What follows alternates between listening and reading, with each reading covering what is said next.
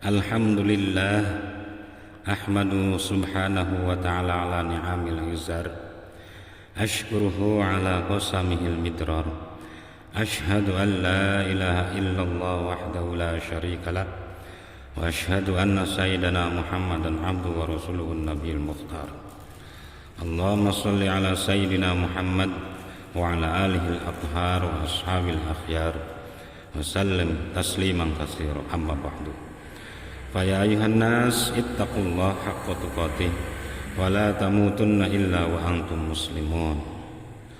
Khutbah kali ini kami ingin menyampaikan satu hadis Rasulullah SAW yang jika diperhatikan secara seksama memberikan ajaran kepada seorang muslim agar tidak terjerumus dalam kerugian. Hadis itu berbunyi, ruya 'anin nabi sallallahu alaihi wasallam annahu qala man asbaha wa huwa yashku daikal ma'ashi fakannama yashku rabbah wa man asbaha li umurid dunya hazinan faqad asbaha sakhitan 'ala Allah wa man tawaddu'a li ghaniyin li ghinahu faqad dhahaba sulusa dini.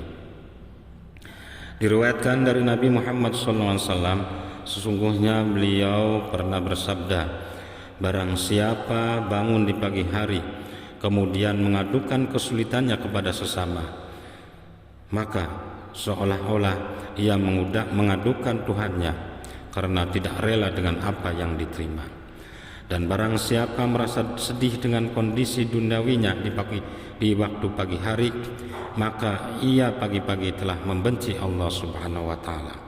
Dan barang siapa merendahkan dirinya di hadapan orang kaya karena kekayaannya, sungguh telah lenyap 2/3 agamanya. Jamaah rahimakumullah, itulah 3 hal yang seharusnya dihindarkan oleh setiap muslim, mengingat ketiga hal tersebut memiliki dampak buruk kepada hubungan manusia dengan Allah Subhanahu wa ta'ala. Pertama, hindarkanlah kebiasaan mengeluh kepada sesama akan kondisi yang ada, karena hal itu sama artinya dengan menggugat takdir Allah Subhanahu wa ta'ala yang ditetapkan bagi seorang hamba. Mengeluh dan meratapi nasib yang diderita sama artinya dengan merasa tidak puas akan pemberiannya. Ketidakpuasan itu adalah manusiawi, tetapi hendaknya langsung saja diratapkan dalam doa kepada Allah Subhanahu wa ta'ala. Janganlah diadukan kepada sesama, sebagaimana doa Nabi Musa alaihissalam yang dipanjatkan kepada Allah Subhanahu wa ta'ala tatkala beliau melewati lautan bersama kaumnya. Allahumma lakal hamdu wa ilaikal mushtaka wa antal musta'an wa la hawla wa la quwwata illa billahil aliyyil azim. Ya Allah, segala puji bagimu, kepada Engkaulah aku mengadu dan hanya Engkaulah yang bisa memberi pertolongan. Tiada dapat dan upaya, tiada daya dan upaya, serta tiada kekuatan kecuali dengan pertolongan Allah yang maha tinggi lagi maha agung. Kedua, hindarkanlah perasaan sedih dengan kondisi yang ada di pagi hari, karena hal itu akan menimbulkan rasa tidak ridho dengan apa yang diberikan Allah Subhanahu wa ta'ala kepada kita. Kedua larangan ini adalah bukti ketidaksabaran seorang hamba akan nasibnya. Sungguhnya orang yang sabar tidak akan menggerutu, apalagi mengadukan nasibnya kepada sesama.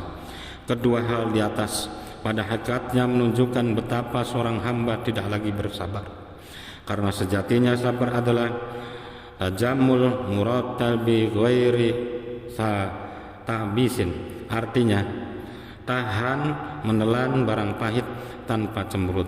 Oleh karena itu, ketika di pagi hari kita telah menggerutu akan keadaan nasib kita, berarti kita bukan lagi orang-orang yang sabar, apalagi hingga mengadukan nasib kepada sesama manusia dengan mengeluhkan keberadaan dan keadaan yang dialami.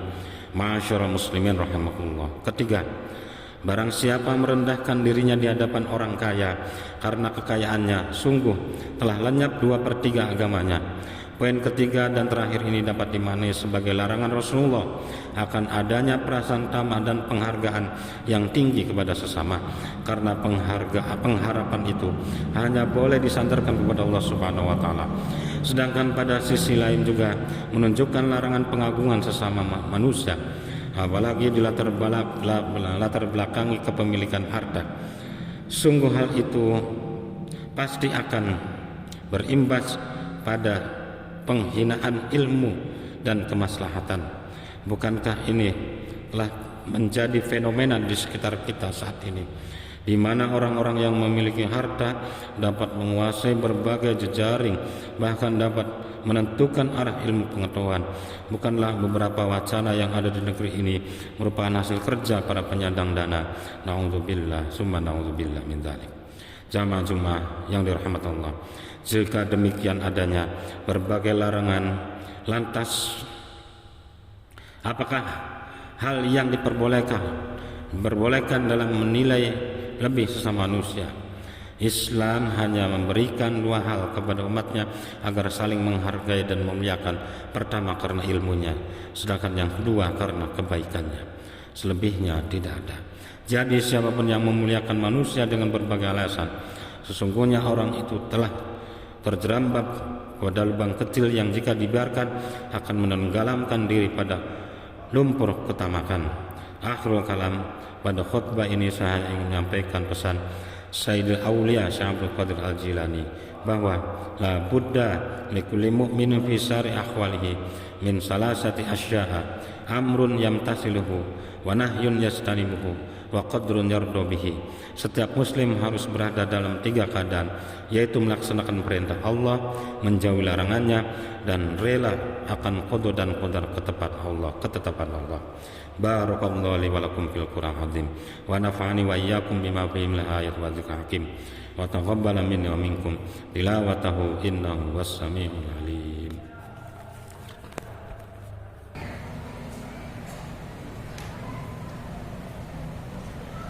Alhamdulillah, sallallahu ala taufiqihi wa amtinani. Asyhadu an la ilaha illallah wahdahu la syarika lahu wa asyhadu anna sayyidana Muhammadan abduhu wa rasuluhu ila al-abadi. Allahumma shalli ala sayyidina Muhammadin wa ala alihi wa sahbihi wa sallim tasliman katsira. Amma ba'du.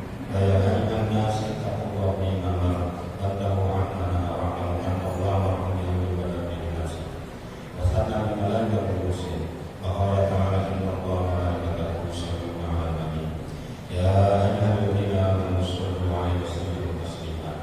Allahumma shalli ala sayyidina Muhammad sallallahu alaihi wasallam wa ala ali sayyidina Muhammad wa ala alihi wa rasulika wa ala alihi wa radhiyallahu anhu wa rasulih Abi Bakr wa Umar radhiyallahu anhu wa an sahabati wa tabi'in wa ihsan ila yaumil wa ra'ana